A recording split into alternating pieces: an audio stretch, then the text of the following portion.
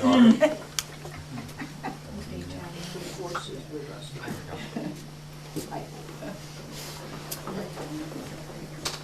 Well, type is made up of physical, mental, and way of going. And this is Bruce Orser.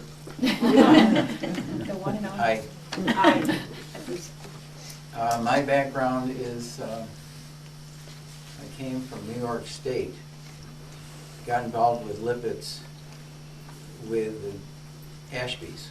Gerald and Ann Ashby, Allen's Major, Ashwood Majestic, and that's where my beginnings of type came from, along with their magazines, their books, everything they had on Morgans, the old Morgans. So from there, I pretty much focused on the early Morgan horses and Justin Morgan, of course. And these are some pictures that I have, not this one, that I feel are best representative of the real old type. It's not all of them, but there are some good ones here. And mostly the old timers from the turn of the century, when the club was first formed in 1909, elected and unanimously selected Green Mountain Morgan as their standard, as representing, that was the best photograph of an old Morgan that they could find. And that was the best one they felt represented Justin Morgan and his type. So, and the rest of these are pretty close. Not all of them are perfect, and no Lippitt and no old Morgan was perfect because they did not resemble Justin Morgan perfectly. So Justin Morgan is the basis of where my type learning came from.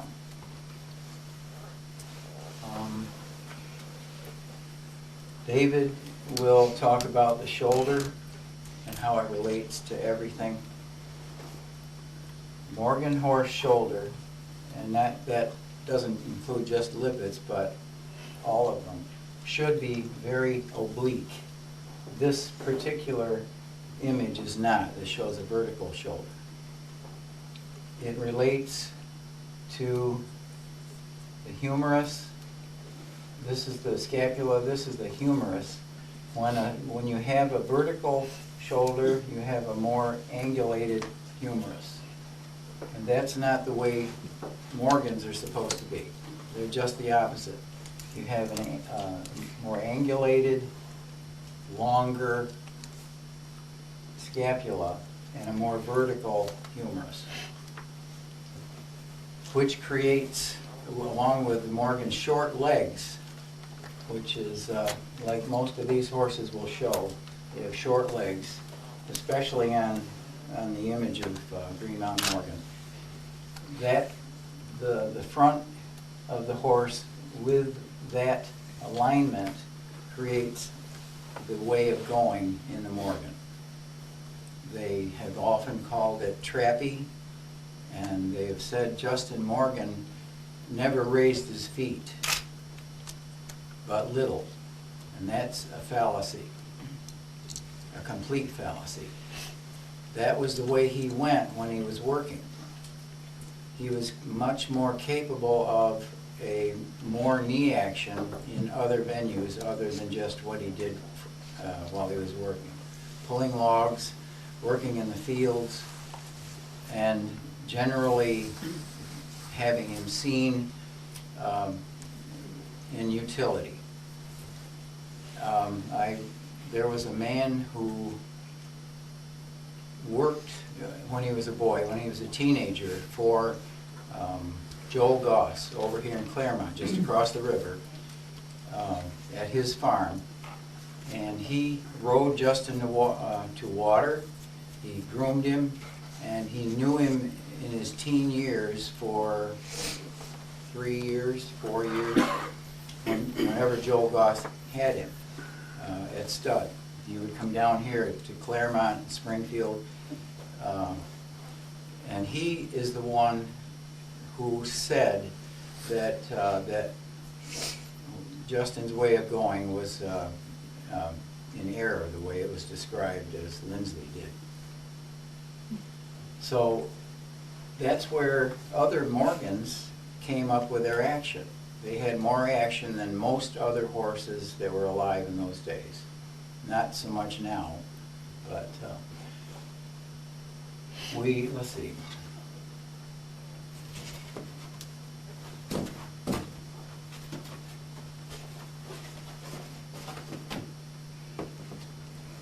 We can talk about the other parts. I'm not going to do much with the head except to say that Morgans are intelligent, and it's shown by, as most of you know, a great width between the eyes. Most of them have large eyes, or mostly medium, and some have large eyes. It would be a fault if it were a small eye. Medium length neck.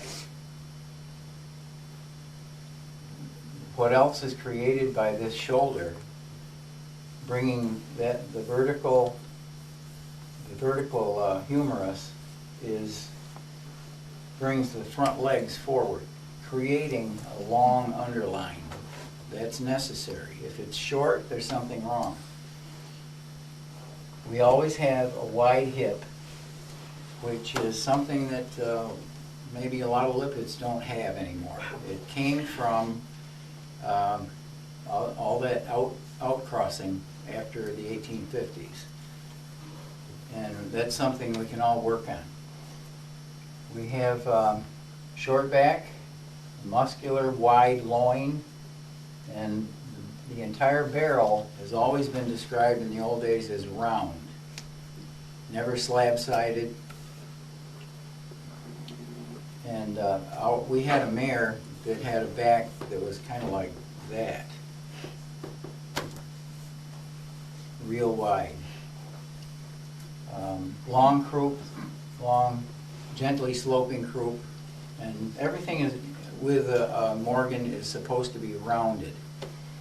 If you see a horse that has a straight back and then a straight croup, that's not right, that's not type.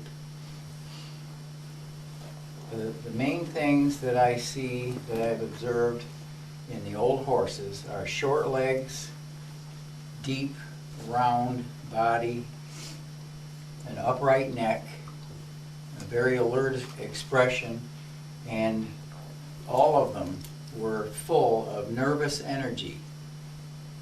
Betsy Curler has something coming out that describes that like I've never seen anything described before, and it's not shocking, but it really describes it well.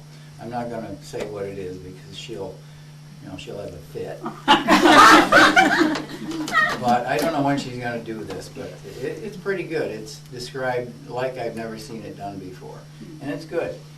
The Morgans, probably the best example that I can think of is Billy Root's mother. She just go and never quit. One described drive that she made was 120 miles in one day, and she went back just as spirited the next day and came home and was just fine the very next day. 120 miles both ways. And that's the kind of never quit energy that Morgans are supposed to have. They've always got it. Sometime, I remember when we first went down to see Art Powell. Dave, did you ever? Pete did. That horse was an exceptionally high-powered, nervous, had a lot of nervous energy. He would stand in his stall and just pace, just tread. That's how much he had. The old Morgans were full of it like that. And it was the right time, in time, for that horse to come along, because they almost single-handedly cleared this country.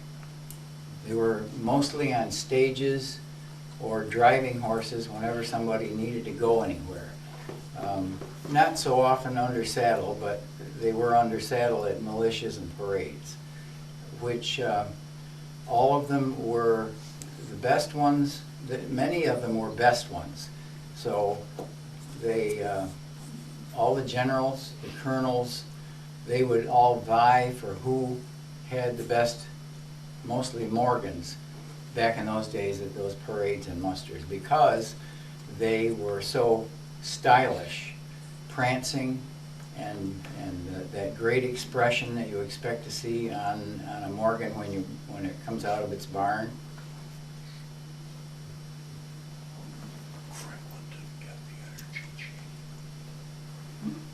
Short back, always a short back. When it's too long, it throws off the whole picture. We've got them. We bred to the Allen's Major stock, and they had some long backs. What we did was to breed to something that wasn't. And eventually, you do that long enough, and you're going to shorten the back. But we did breed to the Allen's Major stock because we wanted this and the great nervous energy that goes with the horse. Justin Morgan is the foundation of this entire breed, and he should be respected not just for his nervous energy, but for every quality. And I think we need to look for all his attributes when we breed. That's all I got, Dave. Okay.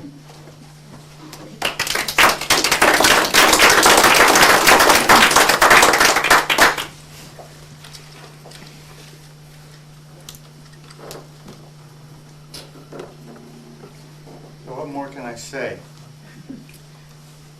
I think the challenge we all face, and for those of you who have heard some of this, there's no way I can do it exactly the same, but I apologize, you're going to have to hear it again. Undoubtedly, it will come out different. I think the challenge we have is looking at our own horses, because that takes us back to the fact that we need, as the latest conversation on the Lippitt Club Facebook page is, how many of them are out there?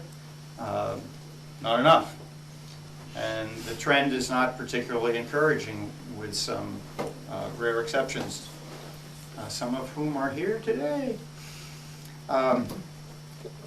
So in order to come back to, because that's clearly what at least Bruce and I feel, and maybe the reason we're here today is because we see a disconcerting trend away from tight.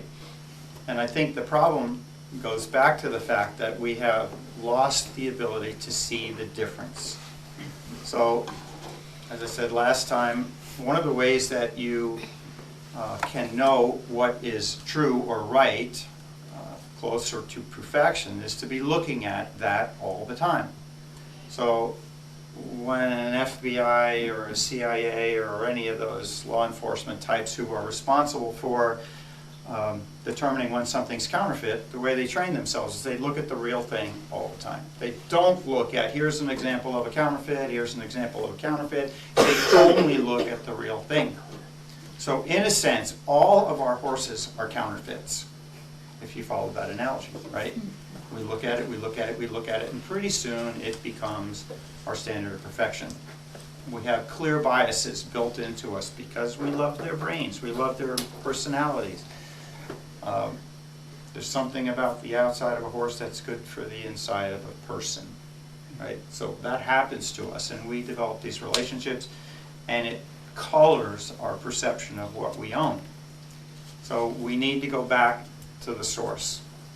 So one of our challenges is that if we go to the standard of perfection as it's written, there's a lot of subjectivity built into reading that material, right? Short back, okay, what's a short back? Long hip, what's a long hip? We need to determine what that is based on something besides our horses, and then compare our horses as critically and as impassionately as we possibly can. So this is a huge help. You can go about it a lot of different ways. I've chosen a way that simplifies it for me because it starts at a fairly obvious point and lets you make an instant judgment and then build from there. So we'll start with Justin Morgan as he's shown in the statue at Weybridge.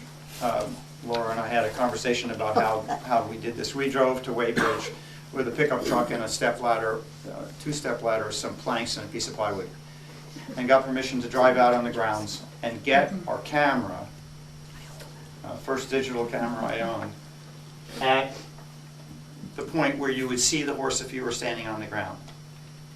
So we got the only picture of Justin Morgan's statue that you've ever seen from this angle. It's always like looking up. Even our standard of perfection, when we used to have the Justin Morgan standard class, when we used the statue as one of the examples, it was taken from the ground and you see the big base and the whole 9 yards. So we took that picture, and here's just the method I use, and I use it in my brain. You clearly can't draw pictures in the air when you're analyzing a horse. But as Bruce mentioned, this is the key that unlocks the entire horse, right? We have a given amount of space from the point of the chest to the end of the croup. This is our universe of this horse. So the angulation of the shoulder is going to set the stage for everything that happens behind it, because it gives you, and I'm going to go back and give you an example of where we don't want to go, but it'll make my point clear. Where did we go? There it is. This is Przewalski's horse. This is the prehistoric horse. Still alive. You'll find relatives in Mongolia and that kind of territory. And you can see that head and neck is coming out pretty straight to the front. That shoulder is about as close to vertical and be a horse as you can be. And look what it does to the other proportions if you just use 2 rather than 3, because I'm challenged personally by what that loin area is. So I use 3 points because they're a little bit more visual to me: the point of the hip, the withers, and the point of the shoulder. So it's required to have, because this is their universe, it's required to have an extremely long back just to happen. So let's get that image out of our mind and go back to Justin. Where'd he go? And you can see that we only have to deal with this much body territory because the angulation of the shoulder is so deep. So I start at the withers and I drop a plumb line, and my first analysis is how far behind the front legs does that plumb line drop. So the greater the distance we have there, geometrically, the deeper the shoulder. Just has to be, right? So stand in front of the horse or beside the horse, find the withers, drop the plumb line, and if it's here, walk away. Say as Lyle and Matt would say, what a nice color. Right? So you can get a saddle on that, but it's going to have to be a cutback. There's not much room to get it back in there if the shoulder is deep. Likewise, long hip. We can get messed up here if the back is long and then the hip is really short, so it can still fall apart. But you'll notice that we have basic thirds here. So visually you can see thirds happening, and I'm talking about pretty equal. The right thing is going on. Bruce mentioned a couple fallacies. I think the whole concept of form to function is a fallacy as it relates to a Lippitt Morgan.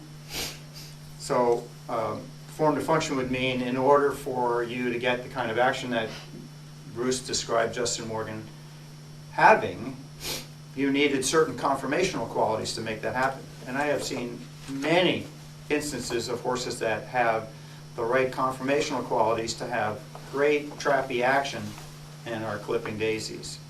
And horses that conversely don't have a great shoulder, but man, they can pick them up. So I'm saying this relative to the group. If we were in the Western world and we needed them to stop on a dime and get their legs under them and the sliding stop and the whole thing, cowpoking and roping and all that kind of stuff, cutting. I've seen Morgans with wonderful crews. My perception of a croup, which is a high tail set, good length, roundedness, and they can still get under themselves. So the concept of a horse has to be built for the particular function you want to do, there's an element of truth to it, but if we go there in order to satisfy what our horse is, as an excuse, if you will, we're doing the Lippitt a disservice. What we want is the cake and eat it too. I've had conversations with breeders where beauty is as beauty does, is the statement. And I'm thinking, nah, I won't even start with the does until the beauty's already there. It's got to be pretty, it's got to be good looking, it's got to have type, it's got to have all those things. And then if it does what it's supposed to do, wonderful. The other way around, we don't have anything to sell because there's lots of breeds can do, but none of them look like what we have. When the whole modern Morgan thing started to happen in earnest 20 years ago, clearly the whole government Lippitt thing has been going on for way more than that. But when, as a group, we could see the real trajectory of where the modern Morgan was going, my response at that time was great. Not because I wanted to see the Morgan horse become what it has become, the show horse of today, the show Morgan, but because the difference between what they had and what we have was magnified. Because it is so different today when we do this. We need to stay, in essence, at the extreme. And properly done, type-wise, we are at the extreme, right? We don't, as breeders, yet have that or that. In some instances, we're coming close. And our objective is just to get closer and closer and closer. And we've got to be super critical. In my opinion, it means that we have a universe of, you kind of have, you have your mares, right? You're not going to be able to be as critical with mares because they only have one a year at best. Where the critical happens more is with your stallions, because one stallion can service a whole lot of mares. And historically, as Lippitt breeders, we have too many stallions. I've been guilty of this myself. We had 3 at the barn at one time. Not necessary. And there's certainly challenges to using our very best. So if we have 10 wonderful stallions, I mean really great ones nationwide, how do we best take advantage of them? That's a real challenge. It's a financial challenge, it's a logistics challenge, and it's a challenge for us to say, I'm sorry, we had a stallion that, ironically, it took Bruce to come to our farm and say, David, have you looked really critically at the legs of the stallion? And it was like I had this negative epiphany, right? Epiphanies tend, you want them to be good ones. This was a horrible one. The big mistake I made was that I didn't geld him the minute I had that conversation with Bruce. And he went off and he produced horses, and I see them out there, and it wasn't good. It isn't good. Yeah. This, you mentioned these possible 10 better than average stallions out there, but I pulled that number out of thin air. This goes back, yeah, this goes back to Dennis's talk on taking better pictures. How do we know where they are? Because I hardly ever see a good picture of maybe a good stallion out there. I can't answer that question as well as Dennis can. We know intuitively, and particularly based on what Dennis told us, that taking pictures of horses is very, very difficult. So then it goes back to my original comments that you have to identify when a photograph is not a good one, right? So how do you do that? You compare it to good.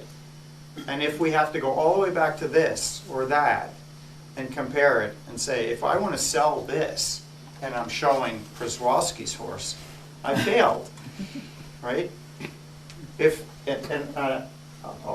I'll pull one up and I have no clue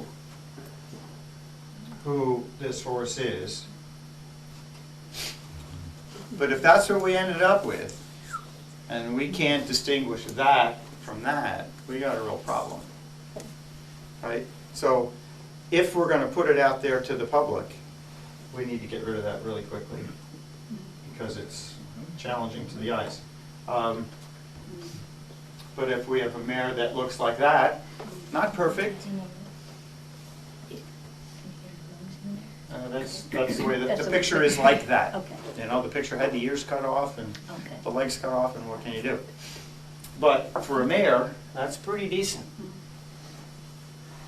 Really long head. If we could get that more often, we'd be in great shape. Dave, Yeah. do you find that to be more of a challenge with the mares versus the stallions to get the even thirds? Group-wise? No, even Or thirds. just Even analysis? thirds, yeah, just- Absolutely. And it is a different analysis. Yeah, we're comparing a Right. stallion to a mare. Well, that's Right, if you take our best, if we said Duplicate or Dusky Cape might have been unfortunately not bred much at all, actually.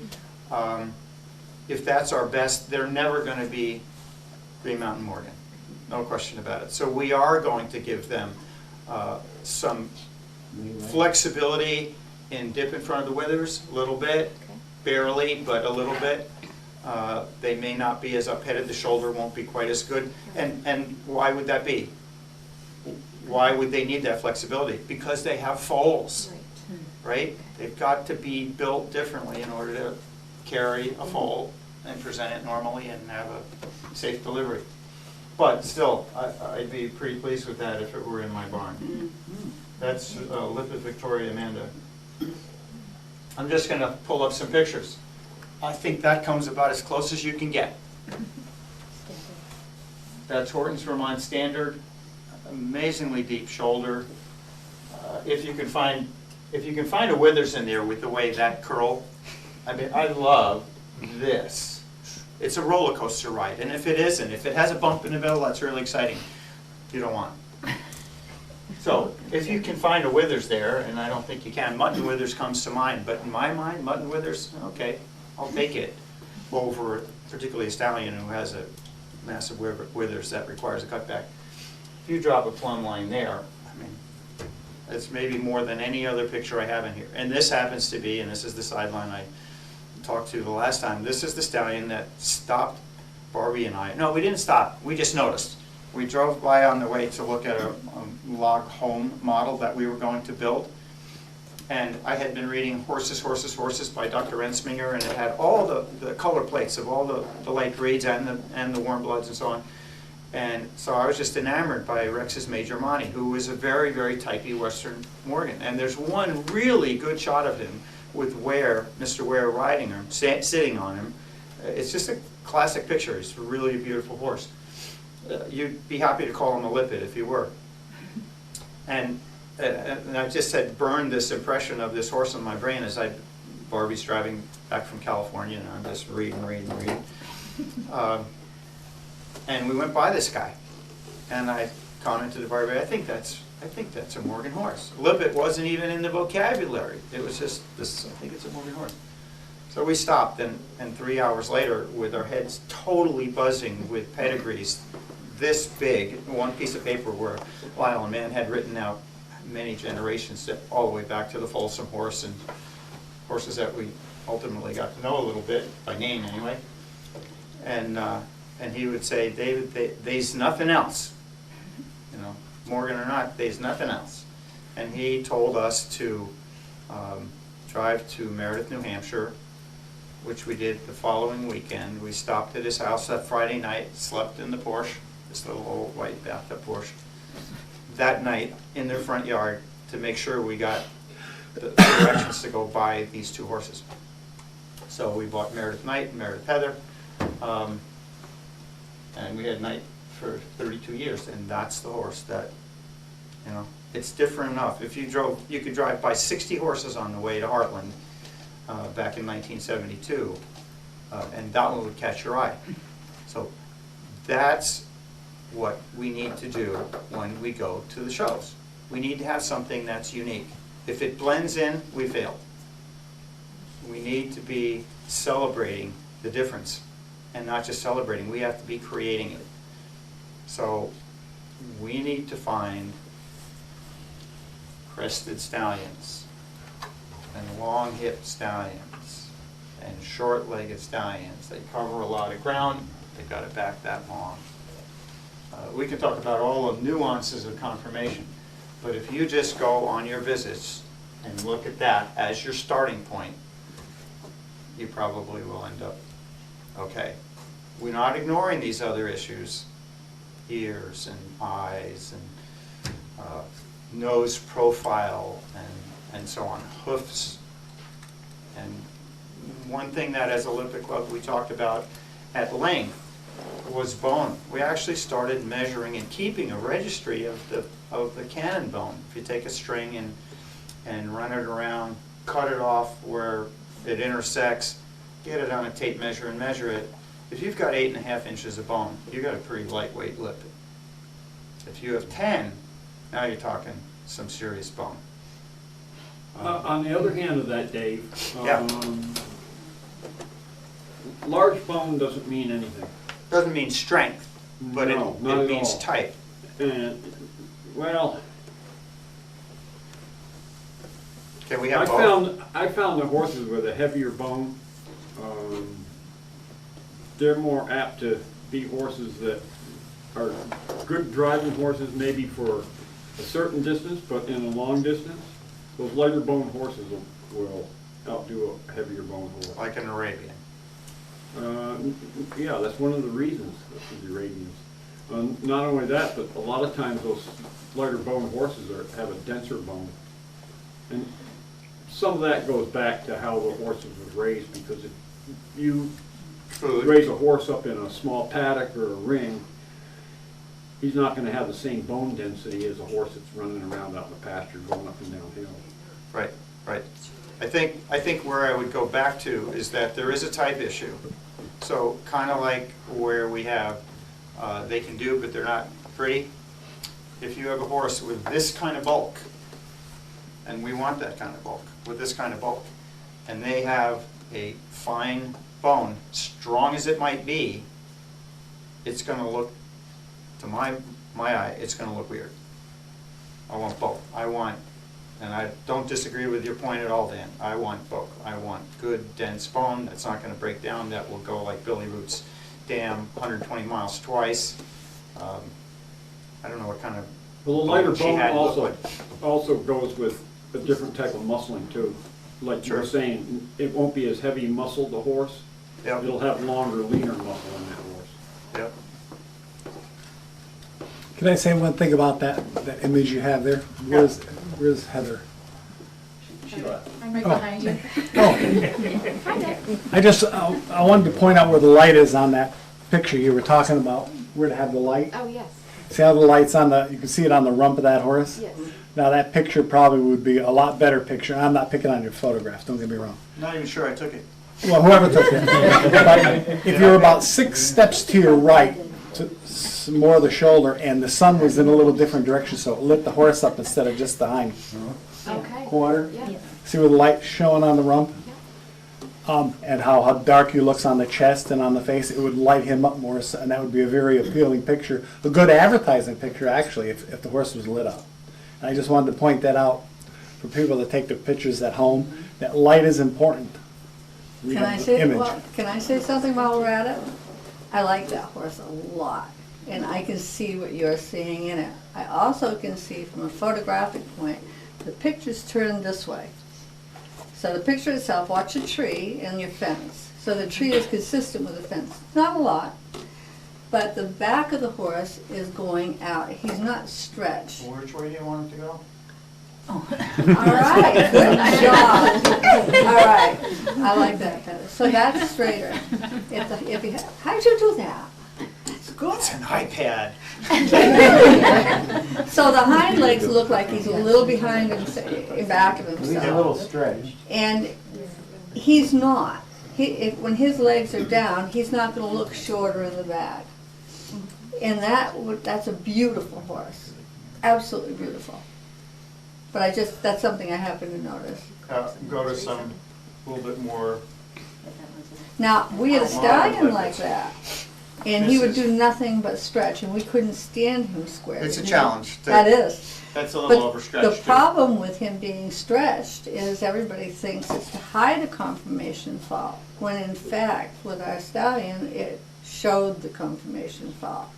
He had a Okay. hip that twisted a little bit, so whenever he would stretch, that darn leg was, and we had an awful time with that. So that can create problems too for people. We were to drop a line down there, that's pretty impressive.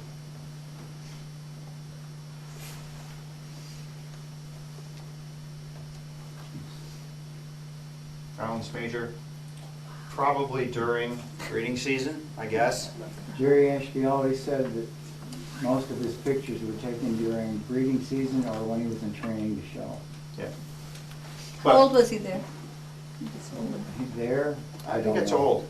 Look at the gray over the eyes. Yeah. Pretty, I bet he's 20 plus. There's quite a few pictures of him old in Oh, color. he's nice. Before he died at 27, he had something going on in his back end. He just had a hard time standing, so they put him to sleep.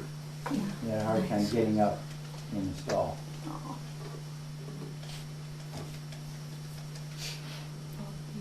And even back then, there were some that were better than others, right? Bob B's never been my favorite, and if you were to analyze him critically, he's got a jumper's bump to a point. Shoulder's not nearly like that. Good horse, but you know they're not going to be perfect.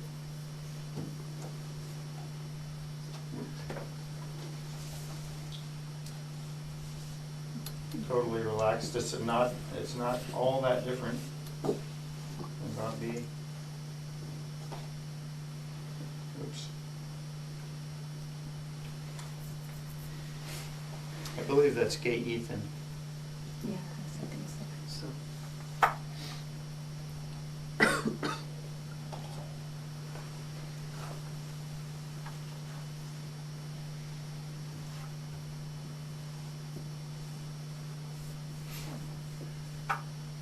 So you're seeing it? Can you drop those lines yourself? This is taken from an angle that makes it a little bit more challenging to use.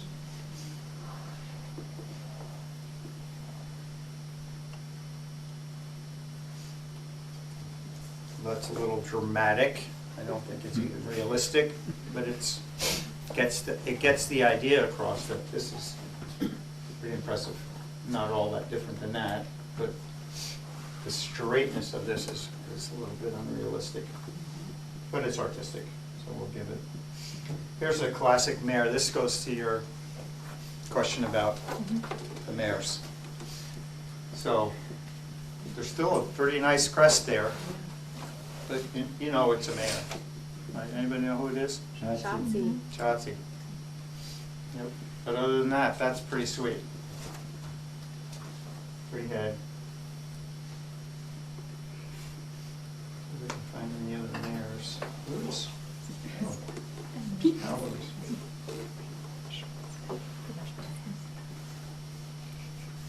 Try that colored one in the middle. Is that Jessamine? Magician. Magician, back in '74 or thereabouts. It's Cal Coolidge, his son.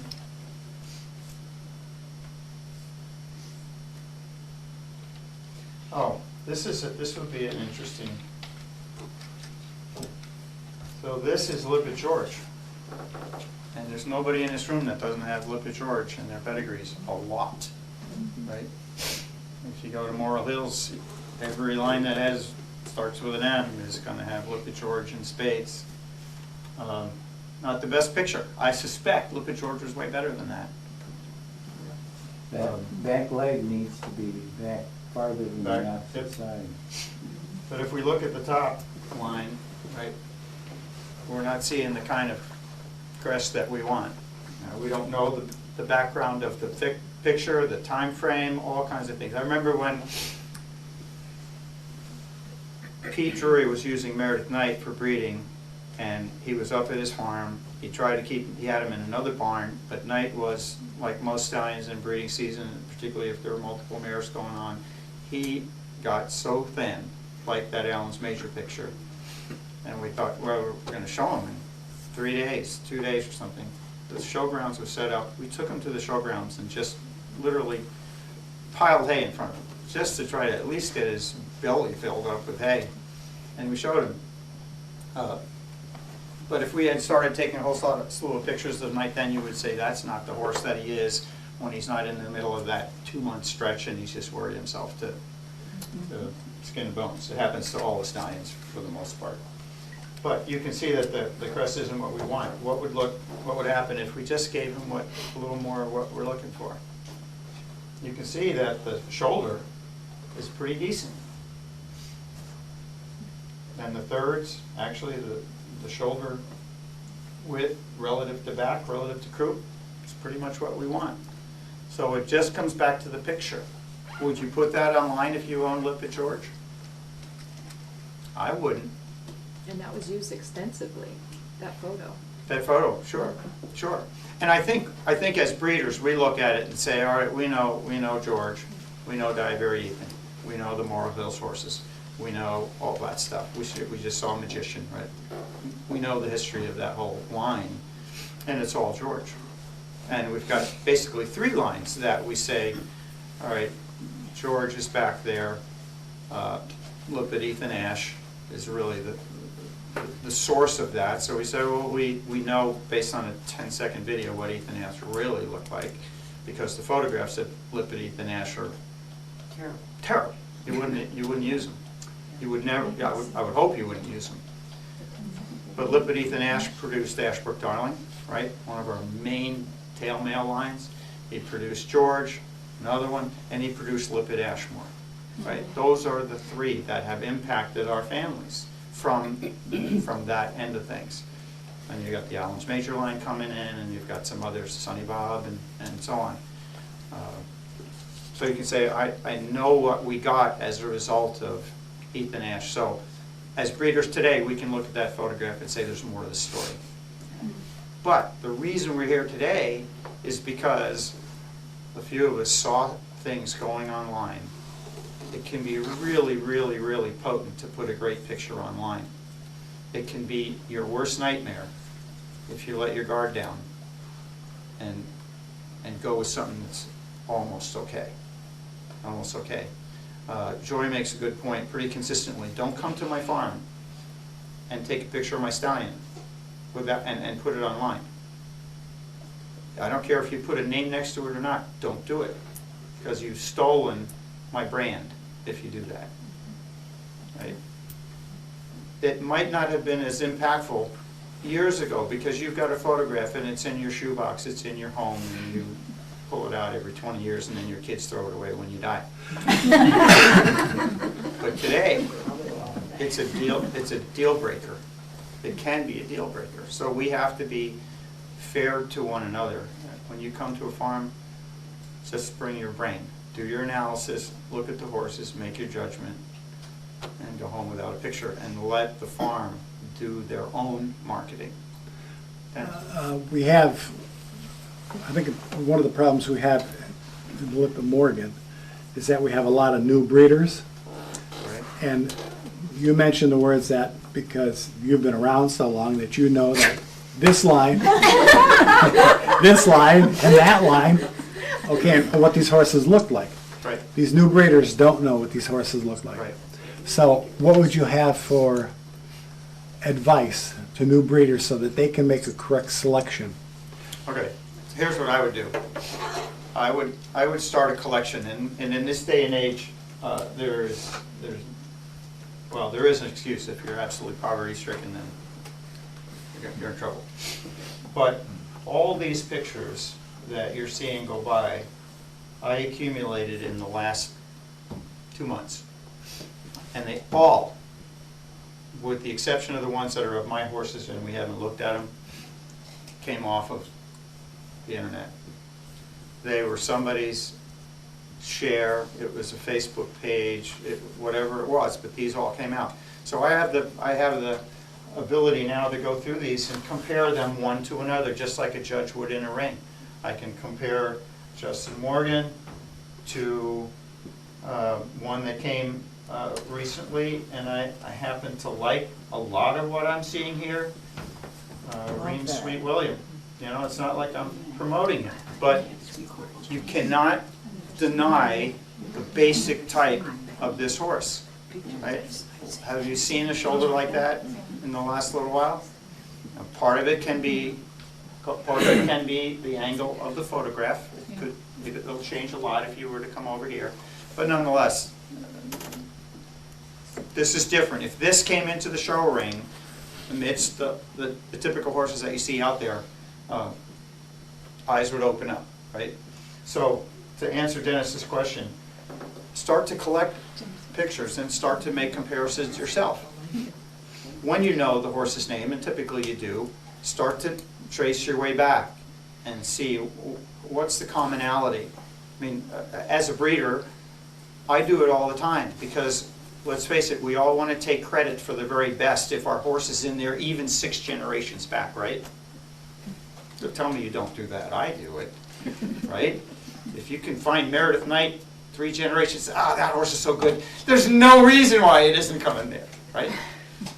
So analyze and figure out who's back there, and you will start to accumulate a sense of what a stallion or a mare line is going to do for you, right? Follow Shotzi's line through and see what happened when Shotzi was involved. Follow Lippitt Ashmore. Where did it go? Did it die out here? Did it go on there?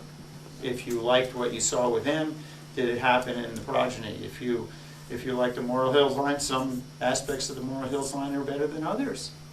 Why? Do you see a tendency in a U-neck or a leafy neck in some lines? Was it because they got so full of Moral Hills that they started accentuating a particular characteristic? So on. So the data is there more than ever before. So there's really no excuse if you're going to be analytical about it and just look at the horses and study and find where you can find that in those pedigrees. So we don't breed pedigrees. You got to go look at the horse. But the horse is telling you a tale from what happened there, right? Something bad is 6 generations back, it can still show up. So you don't want to just look at mom and pop.